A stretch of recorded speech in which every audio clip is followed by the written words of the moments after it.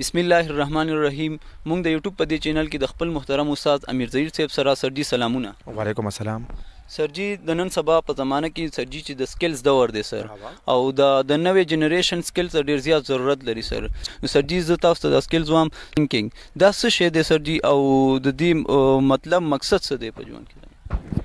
نو سکلز داسې دي کنه چې لکه نن سبا داسې یو دور دی چې سره ایجوکیشن نه یو سکلز ورسره یې نو د پاغي باندې هم خپل کار چلول شي او دوره پیسې به ګټل شي چې خو پر سکون ژوند تیرول شي. نو دا تا چې رومبه کوم انالیټیکل تھینکینګ نو انالیټیکل تھینکینګ دا هغه سکل دی چې انالیټیکل انالیسس دی ته وایي کنه چې لکه اوس تاسو ته وایم چې ګورنمنت باندې لیکلو کوي نو ګورنمنت نو تاسو ګورنمنت ما وګورئ او سټډي پیو کوي بیا په ګورنمنت کې دنه چې کوم د هغه برانچز دی پارلیمنت او کابینه او عدالت نو چې هغه وګورئ بیا په پارلیمنت کې دنه قومي اسمبلی سېنات نو دا چې بندا دا پارټس ولا دنه ګوري کنه د انالیسس وای نه انالیټیکل تھینکینګ چې دینه د تھینکینګ سوچو چې هغه ته چې کوم نه بالکل یو سیسته لکه ډیپ کوزيږي او دا هغه ځان په پویا کې د انالیټیکل تھینکینګ وای. دویم نه سرجي انوویشن چې دینه انوویشن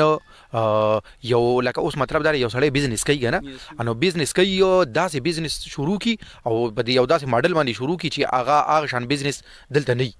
یا بزنس جوړ دی خو دوله چې کوم دنه شیپ داسې ورکړي یو نوې شیپ دی نو انوویشن دی دوی رومبي ځل باندې یو سیس لګه کوله یا یو زوړ سیس چې کوم دنه په یو نوې انداز باندې کوله دی د انوویشن وای. نو نن سبا زمانہ کې خو چې دا سکل چا سره نه الګوي مخکې سر بل د موږ سره اکټیو لرنینګ سر جی دا لرنینګ خو په څو طریقو باندې کی خو دا اکټیو لرنینګ څه شی دی سر؟ او خو لرنینګ خو سیک نه کنه خو اکټیو لرنینګ دا چې لکه یو سړی او هغه دی بالکل باقاعده اکټیو لرنري چې لکه دی هر وخت چې کوم نه لرنینګ کوي هر وخت د لرنینګ نه پروسس نه تیریږي او لرنینګ خو دا چې لرنینګ خو صرف دانه لګي چې بنده په سکول کې په کلاس کې نهستی په کالج کې کلاس کې نهستی نو د استاد نه زده کړه کوي نه دا چاپیره را ټول دنیا چې کوم دا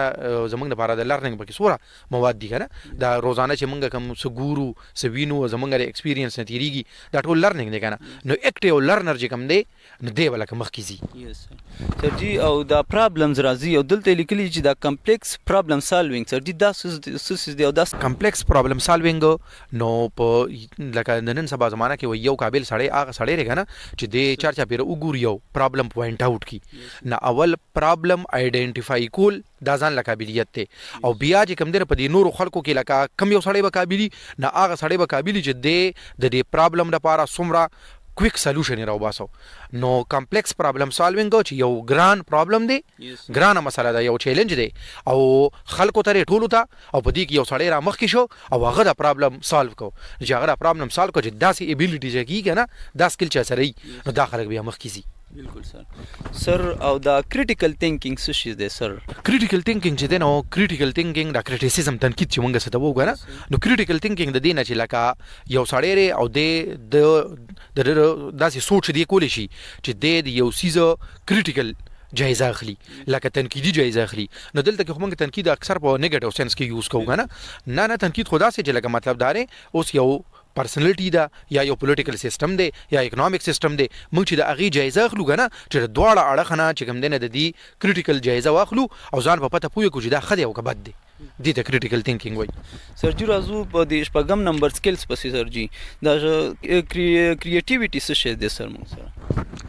کریټیویټي تخلیق دی نو په دنیا کې به هغه خلک کامیابي چې کوم خلکو کې کریټیویټي وي نو کریټیویټي خو لکه رقم څنګه چې یو شاعر دی او شاعري جوړولی شي کنه نه د د شاعري د تخلیق ته کریټیویټي ده او د کشان یو نثرنګار دی ډراما چې څوک لیکي ناول چې څوک لیکي په مارکیټ کې چې په بزنس کې چې کوم نه څوک داسې نوې چې کوم نه آیډیاز کریټ کوي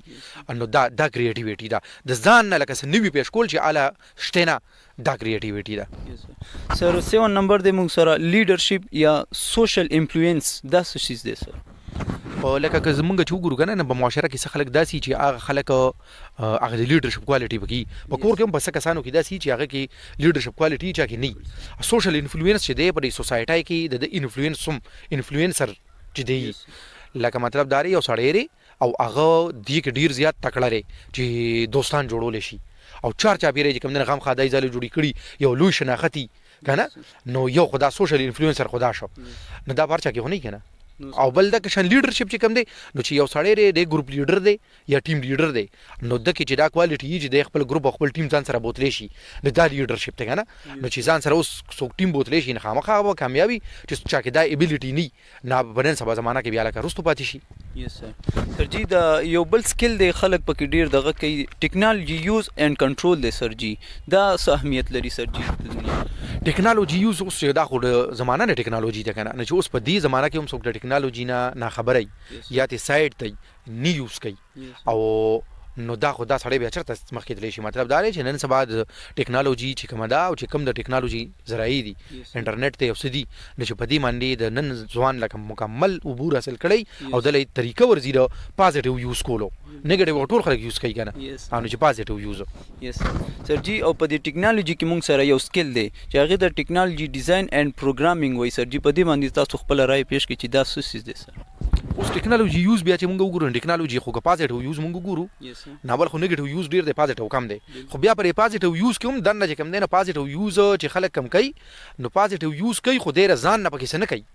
نو دا رضان نه لکه ټیکنالوژي پروګرامینګ دا پروګرامینګ دا ایپس او پروګرامز دا چې اوس کوم خلک دی ځان په دې باندې پوهه کی یا د دې په جوړولو باندې یا په ډیزاین کولو باندې یا په کې کوم دنه د ځان نه سیز پیش کولو باندې دا دې ته دا پروګرامینګ وای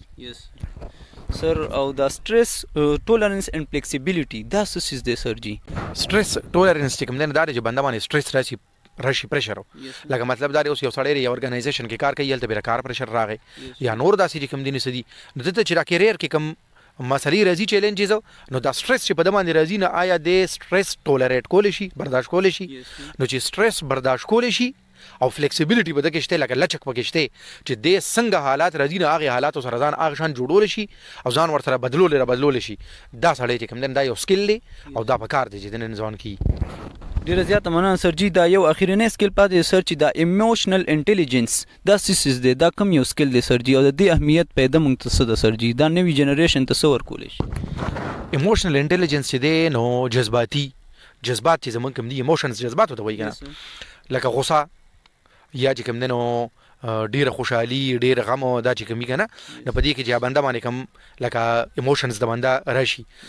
نو ایموشنل انټيليجنس په نن سبا زمانہ کې د دې ډیر زیات اهمیت ته چې لکه اوس مطلب دا یو سړی دی وغل مالا غوسه راځي نو غوسه خور چاله راځي خو دې غوسه قابو کول شي نو مطلب دا چې د خپل ایموشن باندې کنټرول شته ٹھیک ده ایموشنل انټيليجنس دا دی چې د خپل د باندې چې کوم ایموشنز راشي نو د ایموشنز په وخت کې د ډیر خوشحالي په وخت کې اسنه چې داسې فیصله واخلي چې هغه ټیم خو دې خوشاله دي نو دې نه پوهه خورستو بیا وایي چې دا مې سچل کړی دی یا د ډیر غم په وخت کې داسې فیصله واخلي چې رستو به دا ایموشنل انټيليجنس دا نه خپل ایموشنز کنټرول کول دي د دې چې کوم نه پازیټیو یوز دي دا په ځان باندې غالب کول نه دي دا ایموشنل انټيليجنس دی ډیره زیاته مننه سر جی چې دا سکلز مونږ ته ایکسپلین کړ ډیره زیاته مننه